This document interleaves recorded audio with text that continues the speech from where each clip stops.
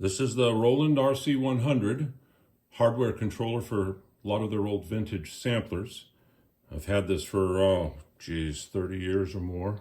It's pretty snazzy. It works fine, everything on it. Originally, this came out for the S50, the 330, and the S550.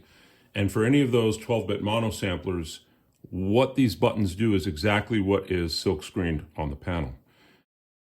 I used it with a 770 years ago, and I've been using it. When I used it for the last 15 or 20 years, it's always been with an S760. As far as I recall, the way it works with a 760 is the same as it works with a 770. So this is a 760 here. The buttons actually have different functions, but I have a template, and it's also actually really easy once you get used to it.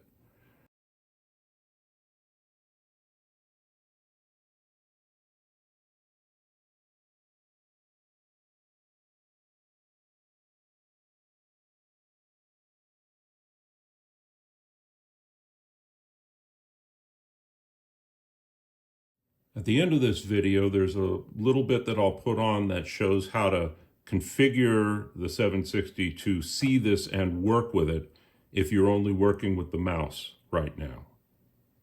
So to cover the functions of this and show that it's working, first of all, I've got the Roland mouse here.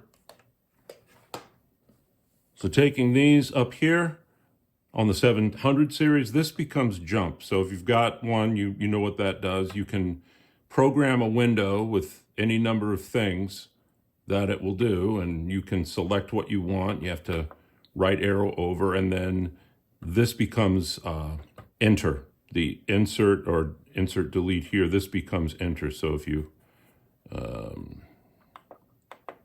up to system parameter 2 and hit that, that'll enter. If I want to get back to performance, it's really not hard. Boom, boom, boom, boom. So again, that's jump.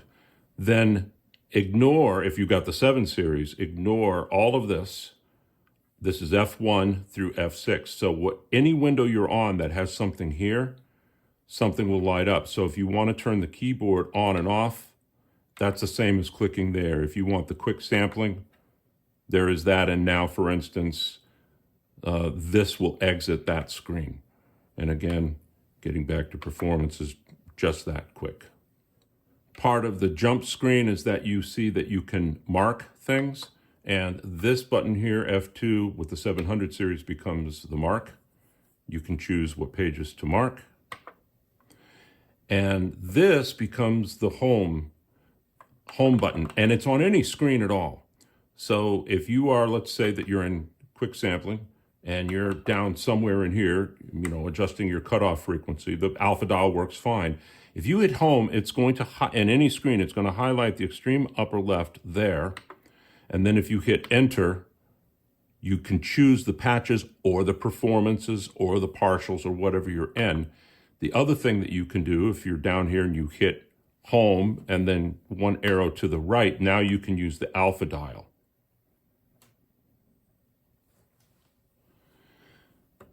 On the 700 series, this becomes the mode switch that lets you pick any of the main ones: performance, patch, partial, or sample, and probably disc and system. Okay, so you can go and select whatever you want there, and then obviously you hit enter and you'll go to that page.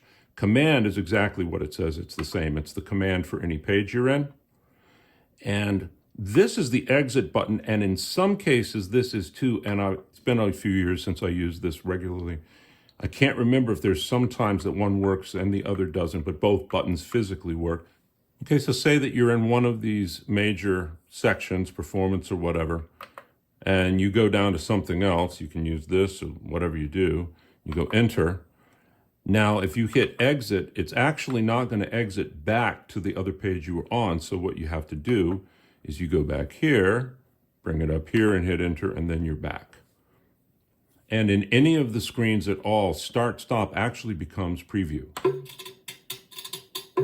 There's also a 1/4-inch jack on the back here that I did hook a foot switch up to, and it works. It makes it preview. That's the foot switch. This is the one button that, as far as I know, and other people who've posted about this for years, and done templates for the 700 series. This button doesn't seem to have any function in the 700 series. Everything else does. So if I come up here, let's say to time, I can also, if I want, I can go, 5, 0, enter. So the number buttons all work as well.